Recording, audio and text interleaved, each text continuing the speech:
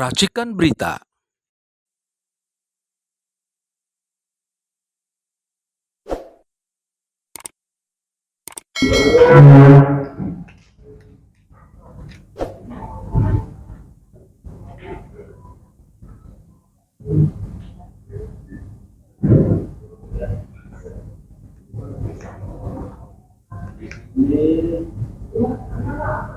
Jawaban dan ya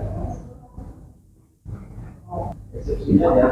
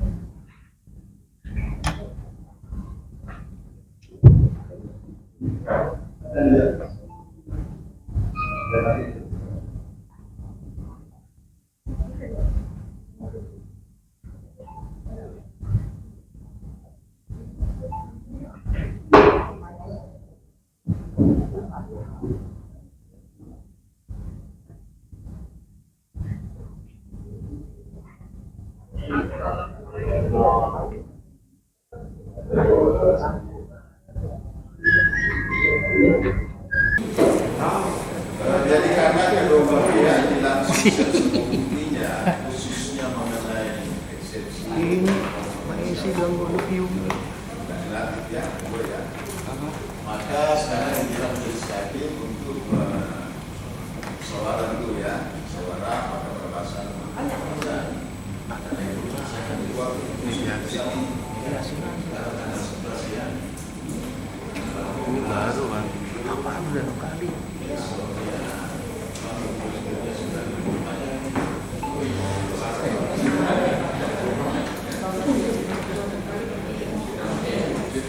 Tanggal 25 ya, hari Selasa tanggal 25 jam 10 pagi.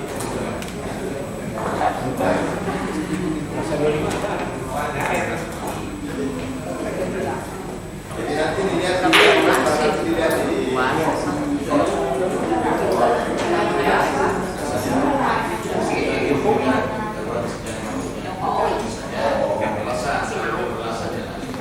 Miris banget nih pernyataan. Oke. Baiklah, saya kira sudah cukup. Sejak ditunda hari Selasa tanggal 25.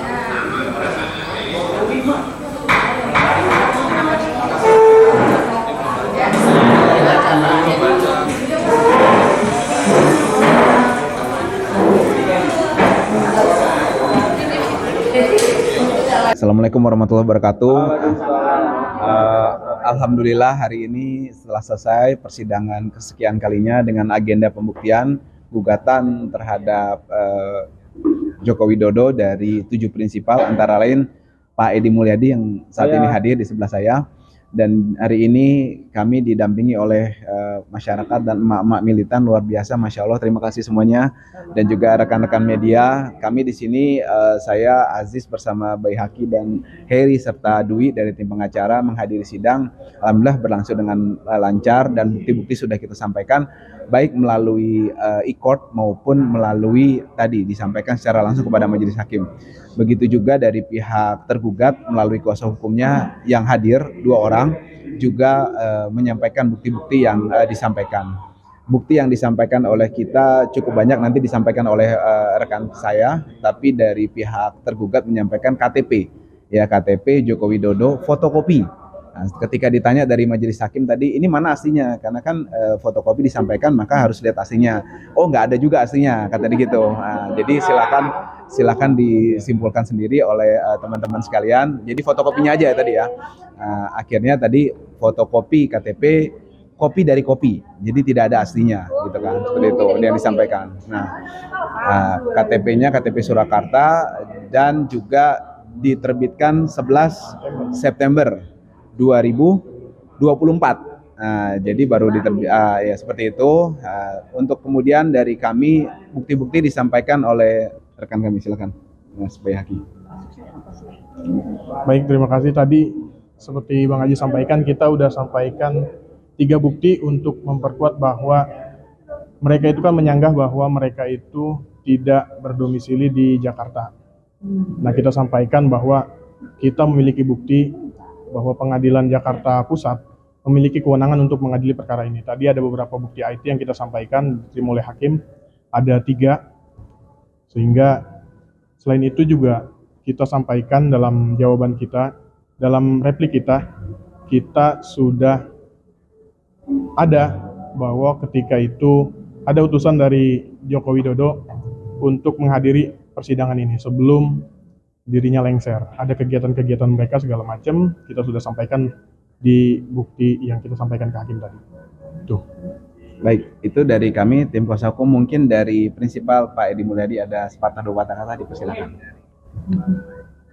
Bismillahirrahmanirrahim. Assalamualaikum warahmatullahi wabarakatuh. Salam. Alhamdulillah, salawat dan salam semoga Allah limpahkan pada Nabi Muhammad SAW, keluarga, sahabat dan pengikutnya yang setia dengan risalahnya hingga akhir zaman kelak. Amin. Teman-teman, untuk kesekian kalinya sebetulnya persidangan hari ini menunjukkan bahwa Jokowi tidak punya niat baik, ya, tidak punya niat baik, dan memang saya nggak tahu kalau setiap orang itu ada sisi baik, ada sisi buruknya, tapi sepertinya Jokowi nggak punya stok kebaikan sama sekali, ya, jadi semua kelakuannya itu cenderung justru menyusahkan rakyat, bahkan untuk sekadar datang kemari pun tidak pernah hadir. Dan kita kan sering berurusan dengan Jokowi, bukan baru kali ini, ya kan? Antara lain dengan sejak zaman di Solo, ya, Gus Nur dan Bambang Tri nggak pernah hadir juga. Bahkan tadi Ajis mengatakan sekadar KTP pun aslinya tidak disertakan. Jadi kita ingat ketika sidang Gus Nur di Solo, saya ikut hadir dengan beberapa kawan lain seperti Egy Sujana dan Refli Harun. Itu ternyata bahwa semua saksi yang dihadirkan, bahkan kepala sekolah SMA-nya pun ketika menandatangani surat fotokopi legalisir ijazah itu mengaku menyatakan tidak pernah melihat ijazah aslinya. Padahal kalau kita ingat dulu lulus SMA, kita fotokopi ijazah kita mau 10, 20 atau berapa untuk distempel legalisir oleh sekolah, itu selalu disertakan ijazah aslinya. Tapi kepala sekolah waktu itu menyatakan tidak melihat ijazah aslinya. Nah sekarang untuk perkara KTP saja dia tidak bisa dan tidak mau menunjukkan. Dan penasihat hukumnya itu yang laki-laki itu kan dokter. Kita ingat waktu masih mediasi, ya saya sempat ngotot, saya tanya sama dia bagaimana bentuk komunikasi kalian dengan Joko Widodo. Apakah langsung bisa bertemu dan menyampaikan konsultasinya atau melalui Pratikno atau siapapun orangnya. Nah si dokter hukum itu mengatakan kami langsung ketemu Pak. Saya bilang kalau gitu tolong kasih tahu Joko Widodo, hormati hukum, hormati pengadilan, jangan merasa masih menjadi presiden.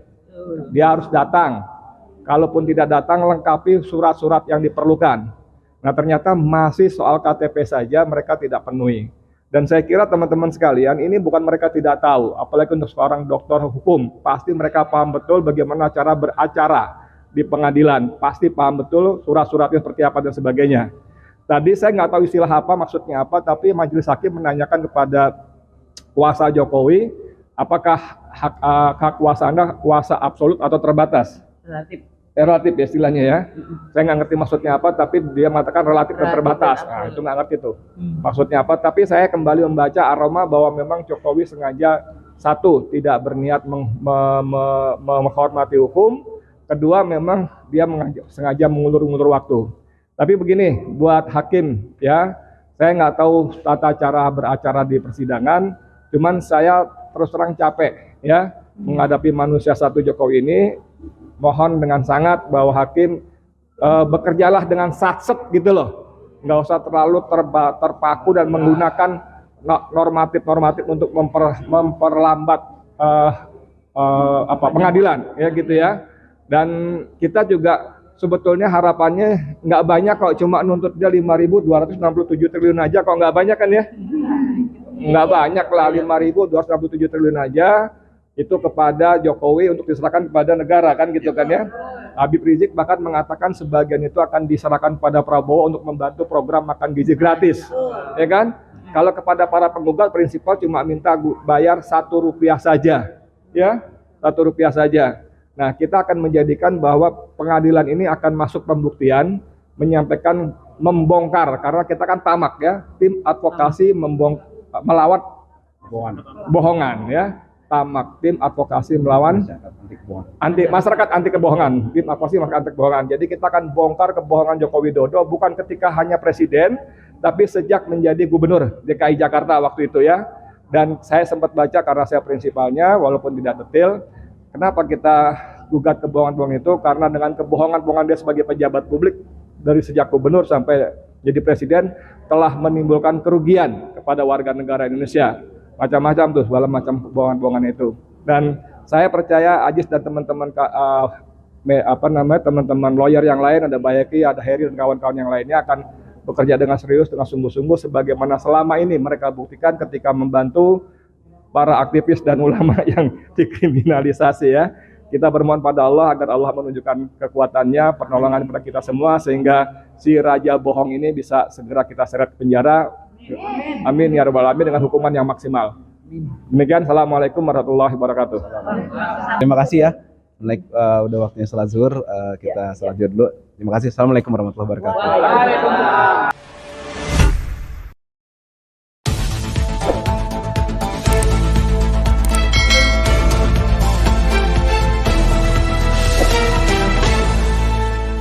Racikan Berita